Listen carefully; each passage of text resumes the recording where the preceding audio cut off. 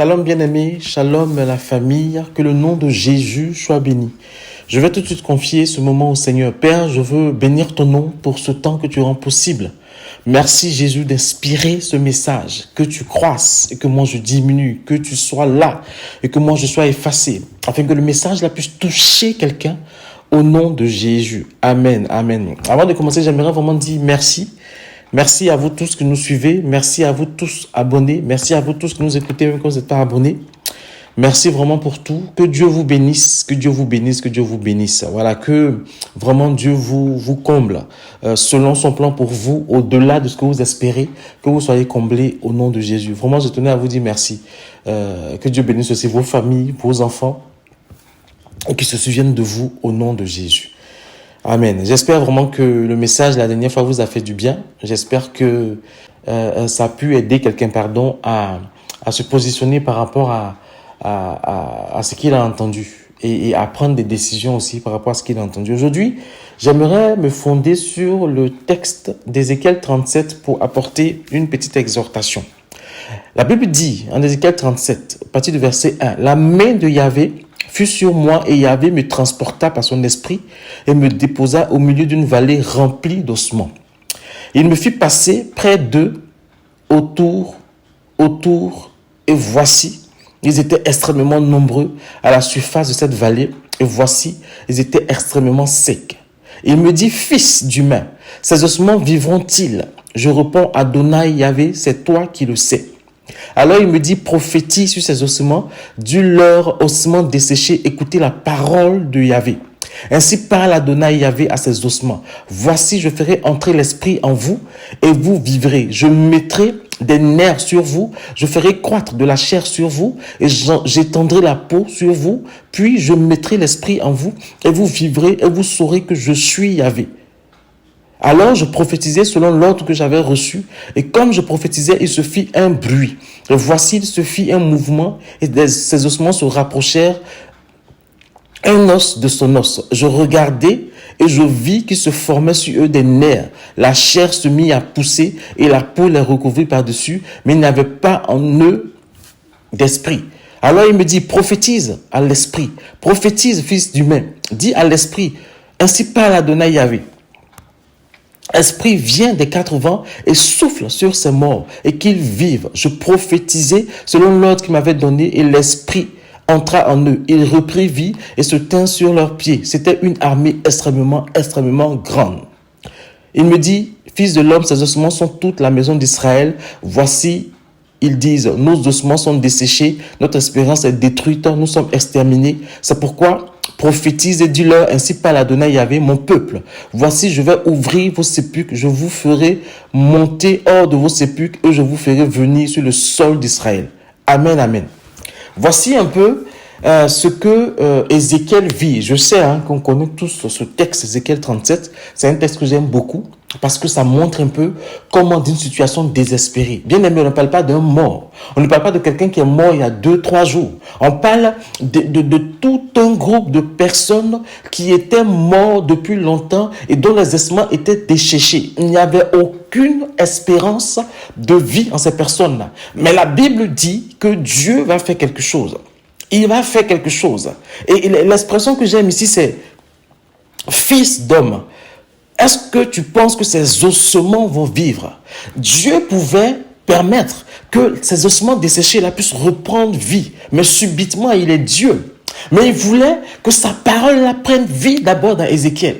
Il voulait qu'Ézéchiel soit convaincu de savoir qui est son Dieu et de quel Dieu il est prophète et quelle est la foi qui va naître en Ézéchiel. Amen. Comment Ézéchiel va entendre la parole de Dieu? De qui il va entendre cette parole-là? Et comment cette parole-là va prendre vie en lui pour que cette parole qui a pris vie en lui puisse prendre vie en dehors de lui? Amen, amen. Bien aimé, Dieu dit à Ézéchiel, fils de l'homme, est-ce que tu penses que ces ossements vont vivre? C'est aujourd'hui l'exhortation que je veux t'apporter ce matin.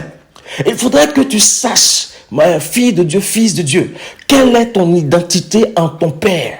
Il faudrait que tu saches quel est le Dieu qui est ton Père. Il faudrait que tu saches quel est le Dieu qui te fait des promesses. Il faudrait que tu saches quel est le Dieu qui te parle, si tu sais quel est le Dieu qui te parle, quel est le Dieu qui est ton Père, quel est le Dieu qui te fait des promesses, quel est le Dieu qui t'a sauvé, alors la parole de ce Dieu-là va prendre vie en toi. Et c'est seulement quand la parole de Dieu-là va prendre vie en toi et que tu vas parler sur des situations que la situation va changer. Amen, amen.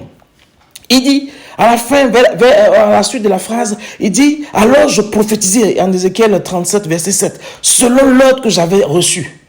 Je prophétisais. Bien aimé, je vais rappeler que prophétiser, c'est lire un discours de Dieu. Prophétiser, c'est donner la parole de Dieu. Quand on dit je prophétise, ça dit en gros, je m'efface et Dieu prend la place et Dieu parle par ma bouche. Mais pour que ce que tu dises là soit le discours de Dieu, il faut que la vie de Dieu prenne vie en toi, prenne forme en toi et que cette vie-là qui a pris vie en toi puisse devenir vie dans ta bouche et que quand cette vie-là va sortir de ta bouche, ça puisse donner vie à une situation désespérée de quelqu'un ou toi-même, ta situation dans laquelle tu vis. L'Esprit de Dieu te pose la question. Fille de Dieu, penses-tu que la situation dans laquelle tu vis là, elle peut changer? Penses-tu que la situation dans laquelle tu es, elle peut être transformée? Fils de Dieu, est-ce que la situation dans laquelle tu es, tu penses que Dieu peut faire quelque chose? C'est la question que Dieu te pose. C'est la question que Dieu te pose. Je ne sais pas quelle est la situation dans laquelle tu vis. Dieu te dit que la situation dans laquelle tu vis, ma fille, la situation dans laquelle tu vis, mon fils, je peux changer, je peux tout transformer, je peux tout arranger. Mais est-ce que toi, tu crois que je suis capable de le faire? Est-ce que toi, tu crois que la vie que j'ai mis en toi peut te permettre toi-même de donner vie à cette situation-là? Quelle est la réponse que tu donnes au Seigneur? Quelle est la réponse que tu donnes au Seigneur? Ézéchiel lui l'a dit. Je répondis, Adonai Yahvé, c'est toi qui le sais. Il me dit, prophétise sur ces ossements. Quand Ézéchiel a dit que Adonai Yahvé, c'est toi qui sais, Ézéchiel comprend que si Dieu l'a dit, c'est qu'il est capable de le faire. Je veux que tu te souviennes que le Dieu qui est mon papa, alléluia, le Dieu d'éternité qui fait de moi son serviteur, il ne parle pas en vain. Il ne prononce pas de paroles pour nous faire plaisir. Quand il parle sur une situation, c'est qu'il veut changer la situation. Quand Ézéchiel a compris que Dieu seul était capable de faire ce qu'il a dit, alors Dieu lui a dit, fils de l'homme, prophétise. Ézéchiel dit, je prophétisais, il y eut un grand bruit. Alléluia, fille de Dieu, fils de Dieu, prophétise ce matin. Et je prie que ce grand bruit-là, tu l'entendes. Ce grand bruit-là qui est le mouvement de l'esprit, qui va venir faire quelque chose dans ta situation, que tu l'entendes. Fils de l'homme, fille de l'homme, prophétise ce matin sur ta situation, afin que la situation change et que tu rendes gloire à Dieu. Amen. Je rappelle aussi que la démarche qu'Ézéchiel est en train de faire là, que Dieu est en train de faire avec Ézéchiel, c'est une démarche pour qu'Ézéchiel comprenne qu'il n'y est pour rien. Pour qu'Ézéchiel comprenne que c'est pas lui qui fait. Lui, il fallait juste qu'il sache il est prophète de qui. Il fallait juste qu'il sache quel est le Dieu qui lui parle. Il fallait juste qu'il croie. Et quand Dieu va parler par sa bouche, la situation qu'Ézéchiel voit devant lui va changer. L'ossement desséché de ta vie va devenir quelque chose de vivant, un être vivant dans ta vie. La situation qui est morte dans ta vie va reprendre vie. La situation qui est bloquée va se débloquer. Je suis venu te dire aujourd'hui que Dieu veut faire quelque chose dans ta vie. Dieu veut faire quelque chose dans ta vie aujourd'hui. La question qu'il te pose, fils de l'homme, fille de l'homme, crois-tu que ta situation peut changer? Fils de l'homme, fille de l'homme, crois-tu que la situation dans laquelle tu vis, mon Dieu, je peux la changer? Il dit que si tu crois, alors commence à prophétiser sur ta situation. Commence à parler à ta situation. Commence à parler à la situation. Oh, frère, sœur, joins foi à ma parole aujourd'hui, à la parole que Dieu met dans ma bouche pour toi aujourd'hui, et prophétise sur ta situation. Quelque chose va se passer. Quelque chose va se passer. Peut-être que la situation dans laquelle tu vis, c'est le travail. Peut-être que tu envoies des CV et des CV, mais personne ne t'appelle pour un entretien. Peut-être que tu as l'impression que ton travail est bloqué. Tu as l'impression que ton travail ne évolue pas. L'Esprit de Dieu te pose la question. Fils de l'homme, fille de l'homme, crois-tu que tu peux trouver du travail? Crois-tu que tu peux trouver du travail? Si tu crois que tu peux trouver du travail, si tu crois que l'Esprit de Dieu est capable de te faire trouver du travail, alors prophétise sur ta situation de chômage, prophétise sur ta situation de travail, déclare que le travail que Dieu te donne, tu vas l'avoir maintenant. Déclare que le travail qu'il a prévu pour toi, il va permettre que la porte la s'ouvre. fille, fils de Dieu, prophétise sur sa situation. Est-ce que tu crois que Dieu peut te donner du travail? Est-ce que tu crois que Dieu peut te donner du travail? Ton problème, c'est pas la formation. La formation, tu l'as. Ton problème, c'est pas l'expérience. L'expérience, tu l'as. Mais ton problème, c'est que tu ne sais pas comment entrer dans le milieu du travail depuis que tu es au chômage. L'Esprit de Dieu te dit, si tu crois, fils de l'homme, si tu crois, fille de l'homme, que je peux faire quelque chose pour toi, alors prophétise au nom de Yeshua et que la porte du travail s'ouvre. Au nom puissant de Jésus. Ézéchiel dit que tu peux le faire, Adonai, tu sais. Ézéchiel a prophétisé, il s'est passé quelque chose. C'est des ossements desséchés qui sont devenus une armée. Ta situation que tu crois désespérée n'est pas désespérée. Elle n'est pas désespérée. Oh, Makaya Saba. Tu penses que tu ne peux plus avoir d'enfants.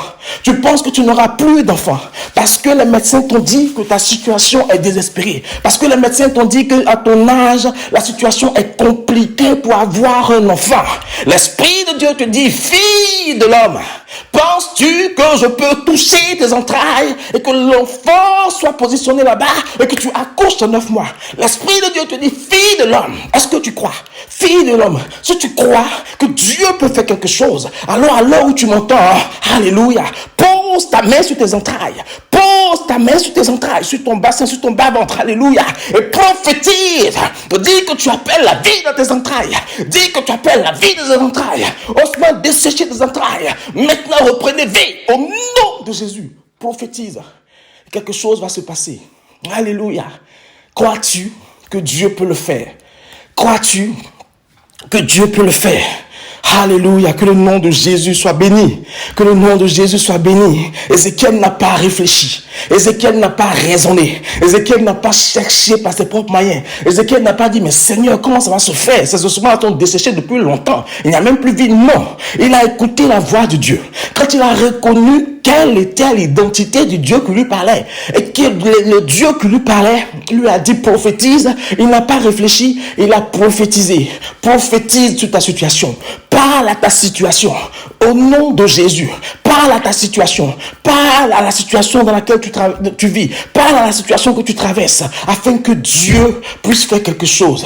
Parce que ce message n'est pas un hasard. J'ai reçu ce message-là. J'étais en train de conduire. J'étais avec mon épouse. Je dis, voici ce que Dieu me dit. Qu'est-ce que tu en penses? Elle me dit, pas mal, vas-y, parle dessus. Je ne suis pas venu pour que tu dises que je suis éloquent. Non. Je suis venu te donner le message de Dieu. Fille de l'homme, fils de l'homme. Dieu veut qu'aujourd'hui, tu prophétises sur ta situation. Dieu veut qu'aujourd'hui, tu prophétises sur ta situation. Afin que ça change. Amen, amen.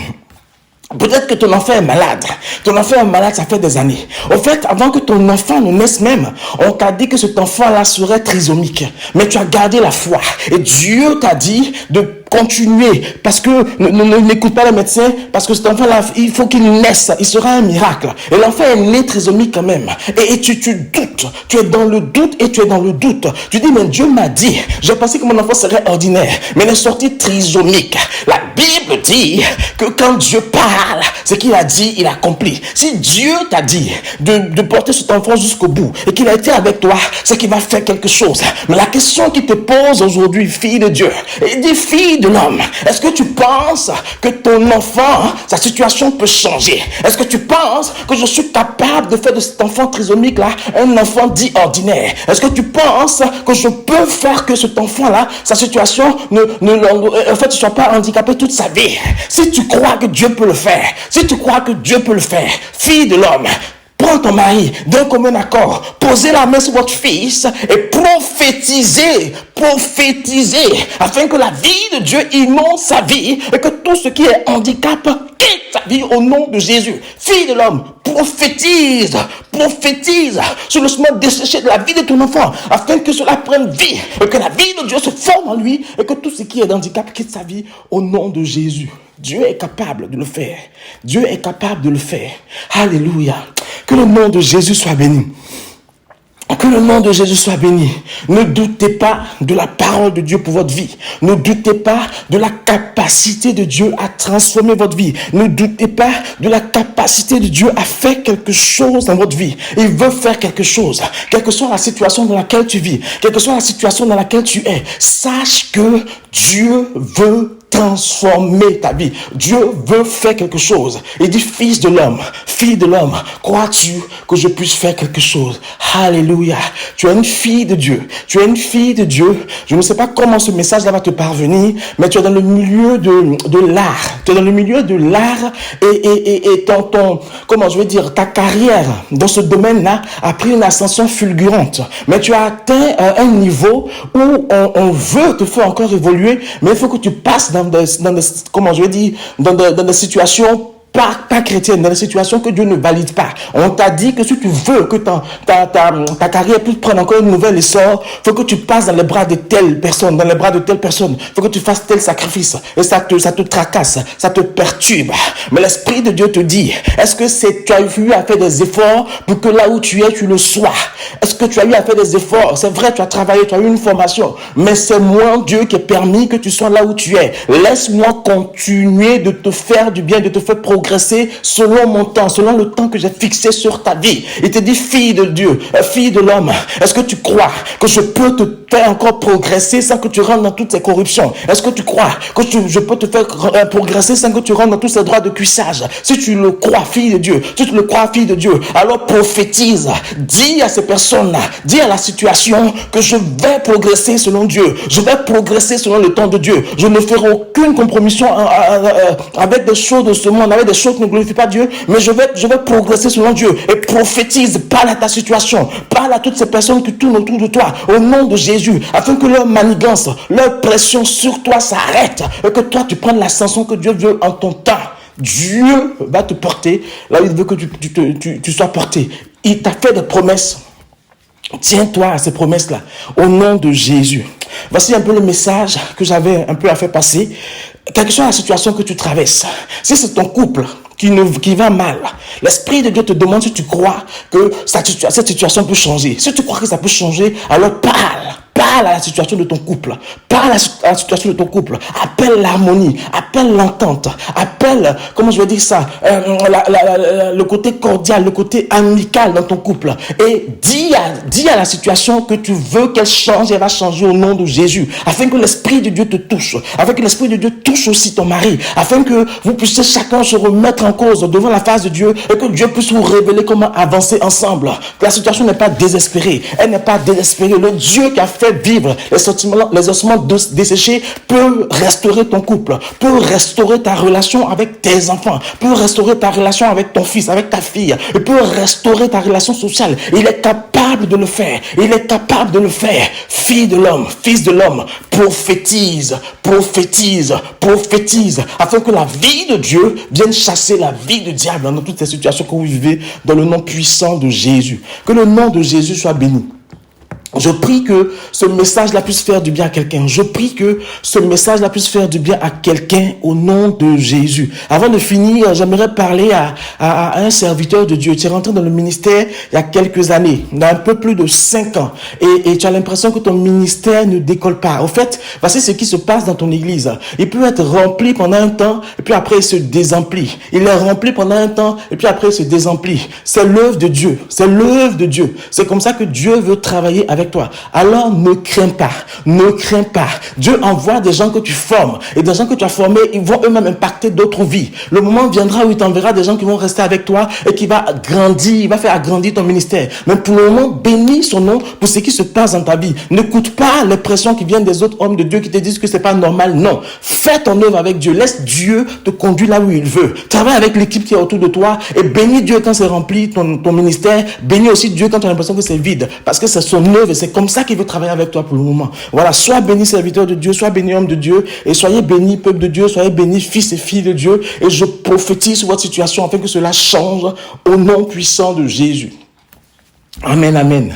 Voilà, si ce message vous a fait du bien, si ça vous a plu, alors n'hésitez pas à liker, n'hésitez pas à le partager et souvenez-vous toujours que Dieu, c'est notre papa. Dieu, c'est notre papa. Amen, amen. Si vous voulez qu'on prie ensemble, qu'on parle ensemble, n'hésitez pas. Voilà, on a le numéro WhatsApp, on a le Facebook, tout ça.